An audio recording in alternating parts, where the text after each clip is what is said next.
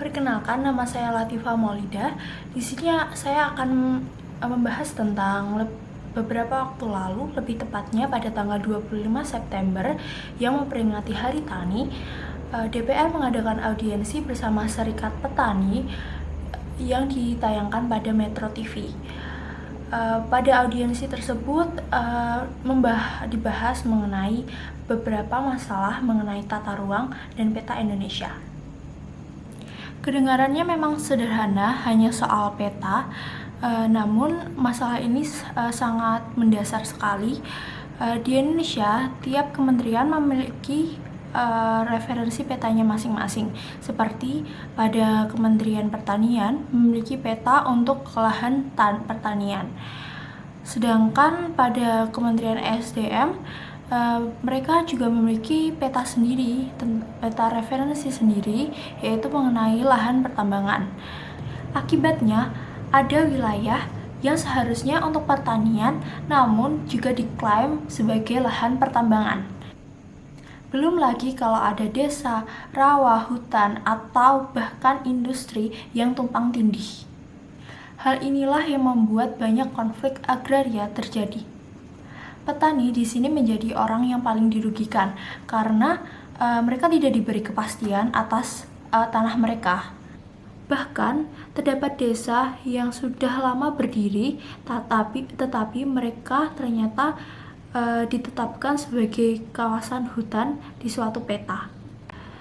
Jadi, jika mereka ingin membangun internet, listrik, atau infrastruktur lainnya, itu akan menyulitkan mereka karena status wilayahnya berbeda versi. Dan pada audiensi tersebut, DPR juga telah mengakui bahwa memang kendala utama pada konflik agraria di Indonesia ada pada peta. Saat ini, peta dasar yang digunakan oleh pemerintah adalah peta satelit yang berskala 1:1 juta. Skala ini terlalu kasar sehingga menimbulkan bias dan tidak mampu menggambarkan dengan detail batas suatu daerah seperti desa, hutan, atau lahan pertanian. Di Sulawesi, kebijakan seperti One Map Policy sudah mulai diterapkan. Hasilnya lebih akurat dan minim konflik. Sayangnya, kebijakan ini belum bisa dilakukan secara merata.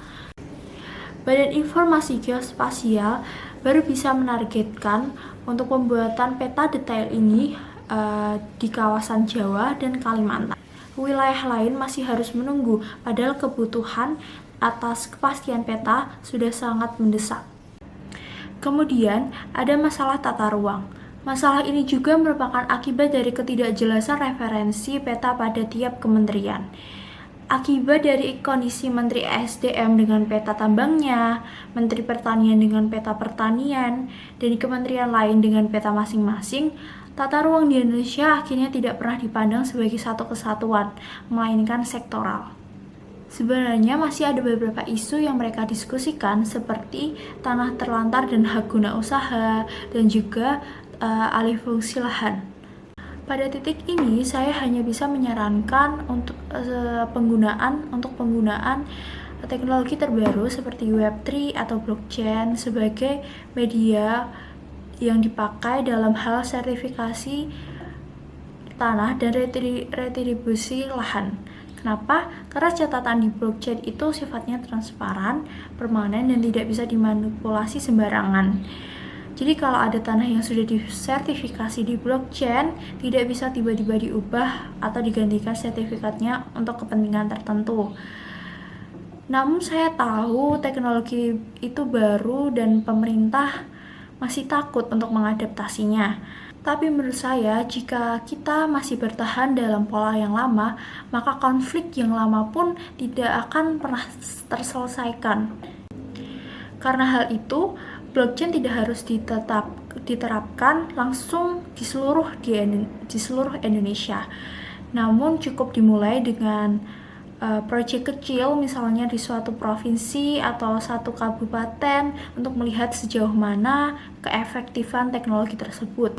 Kalau berhasil, baru bisa diperluas secara bertahap. Mungkin cukup itu yang bisa saya sampaikan. Terima kasih.